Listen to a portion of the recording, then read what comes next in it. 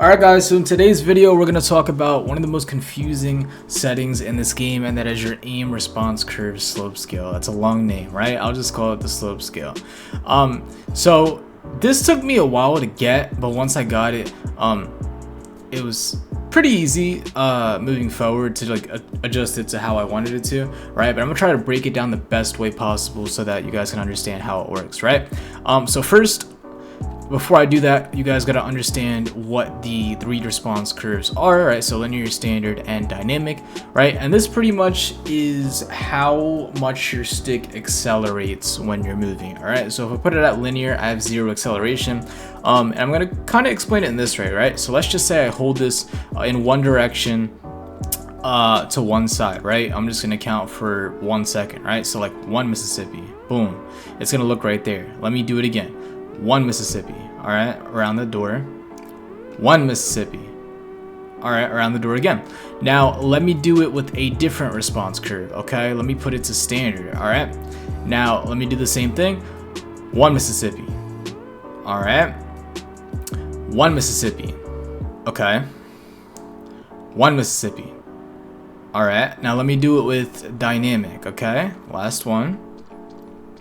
1 Mississippi.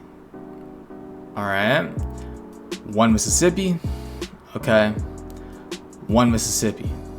That's very drastic. Okay, so I'm gonna show you what I did right there. All right, so linear is a constant, or I wouldn't say change, but like you're moving in a constant direction the whole time, right? So I have my sensitivity at 0.65. When I move the right stick, it's moving at 0.65 the entire time. Now, when I use standard, right, standard actually goes slower and then goes faster. So when I start moving it, it might be at like 0.50, 0.55 cents, but then it builds up to that 0.65 cents, right? That's why I was kind of moving and ending it a little bit slower instead of right at that door, because it starts slow and then goes faster. Dynamic starts fast and then goes slower. So let's just say I'm at 0.65 cents. Maybe it starts at like 0.75 sensitivity and then slows down as I'm looking.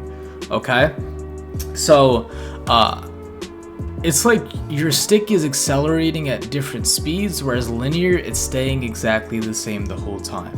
All right, now that we got that out of the way, I'm going to explain what the curve slope scale does. Okay, now let me put it to dynamic, right? Dynamic starts fast and then it goes slow. So it's at 1.00 right now, right? I'm gonna do 1 Mississippi.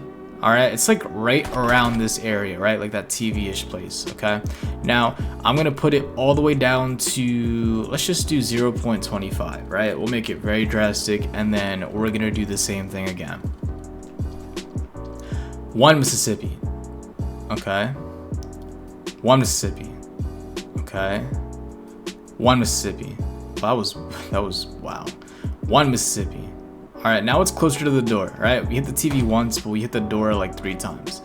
Pretty much what that means is when you're putting the slope scale down, you're not making it as drastic as dynamic is. If dynamic is a drastic speed up, right, an S-shaped curve, you're not making it as drastic as possible, and you're reducing it by what you're putting the slope scale. All right, let me pull up let me actually pull up like a little graph real quick, right? I was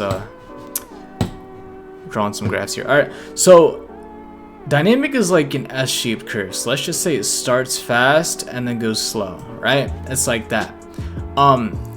Let's say this is 1.00, where it starts fast like this and then goes like that, right? So drastic fast and then slows down.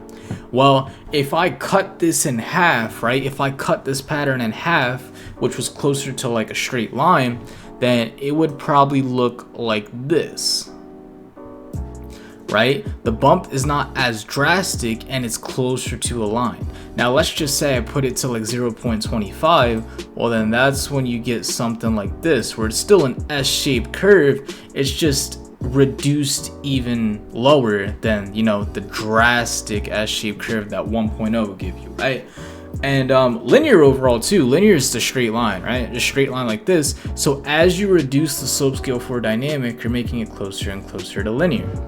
All right, now if I was to do standard, right, because standard is just, you know, starts slow and then speeds up. Okay, if I was to do standard and cut it in half, then it would just start slow and speed up, but it wouldn't be as drastic as this would be, right? It's not as drastic. It's looking closer to a straight line like linear is. All right, so the lower you have it, the 0.00, that is pretty much like super close to linear, whereas 1.0 is super close to what the response curve is made to be. And I'm going to prove this too. So if I go to standard real quick, right, I'm going to go standard, boop, and then I'm going to put it to 0, right, and it should end up somewhere around the door. So let me see, right, 1 Mississippi, okay, do it again, 1 Mississippi, okay, do it again, 1 Mississippi. All right, right there. Now let me go to linear and just confirm that it's around the same area. 1 Mississippi, okay, 1 Mississippi, okay, 1 Mississippi. All right, so it's around the same area. It's not pulling a little bit like right here. It's like right around this area for the door. All right, and like I said, the reason that is because the lower you put it, the closer you get to linear, and it's taking away for what the response curve was meant to be, right? Do the same thing with dynamic, right? 1 Mississippi, boom, 1 Mississippi, okay, 1 Mississippi. All right, it's around the same area. Whereas if I put it at that 1.0, like I mentioned before, it's gonna go towards the super fast and the slow down, right? 1 Mississippi, 1 Mississippi.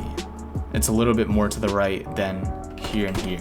So with this in mind, that's pretty much what the slope scale does. It's how drastic you want the curve to be. So how drastic you want the S shape for dynamic, how drastic you want that ramp up for standard. But it is also an interesting thing where linear, if you actually put linear on 1.0, it's a little bit different and a little bit delayed than putting it on 0. I think it has something to do with it being quadratic linear. It's not pure linear. That's just how they put it in the game, right? But putting it at 0.00 makes it super close to linear as possible, right? So I always keep it on that when I play linear, and that also means when you play dynamic, you do want this to be as high as possible, right? Of course, you can mess with it and tweak it to your liking. If you put it down, that's just going to reduce how drastic the dynamic curve is, right? But if you put it all the way up, you're getting the most out of it, and that does give you like the more snappier aim assist that dynamic is made for, all right? Also too, that also explains why if I'm using dynamic and 1.0, right? Let's just say I don't have any aim assist, right? I think I turned it off already. Yeah, so no aim assist, right? Being that it's starting super fast and then slowing down, it's very hard to hit long range shots, okay? Because if I'm going too fast, right, it's like having a really high dead zone for my right stick, right? It's hard to like make adjustments like that. Of course, in game, I'm gonna have aim assist, so it's gonna be able to shoot right there, right? But if he's on like a head glitch, or if the aim assist is just not picking up the person right there, my aim can look very wonky and not be really good. Alright, which is different than something like linear, because linear is very constant, so it's easier to just predict, you know, where you're shooting the whole time, and you're really good with that. Alright, so that just further proves, you know, the differences between them, and then with the response curve, you can kind of like tweak them to how you want it to be. Alright, one last thing I'll say with this as well, right? When you have Elite controllers, they have this on like Xbox, some people who use, I think, DS4 and other stuff, right, that have their own response curves in them. If you have your own response curve in your controller, right, and then you have a response curve that's different in the game, they can kind of counteract with each other. All right, I'm gonna explain it in this way, right? Let's just say, you know, for your controller, for some reason it's built in to have like 6 sensitivity, right? If this is built in to have 6 sensitivity, but in game you play on 4 sensitivity, right? Well, then it's gonna contradict and like try to be somewhere between 5 sensitivity, but it's gonna be a little awkward. All right, so if you have any outside, you know, programs, whether it's like Elite controllers or some type of software that you use, you don't want to use that at all. You want that to be linear or just like cancel it out or whatever, because it's gonna contradict and it's gonna mess up your aim pretty badly. Okay, so I would just keep that on like linear or nothing, and then tweak this in game.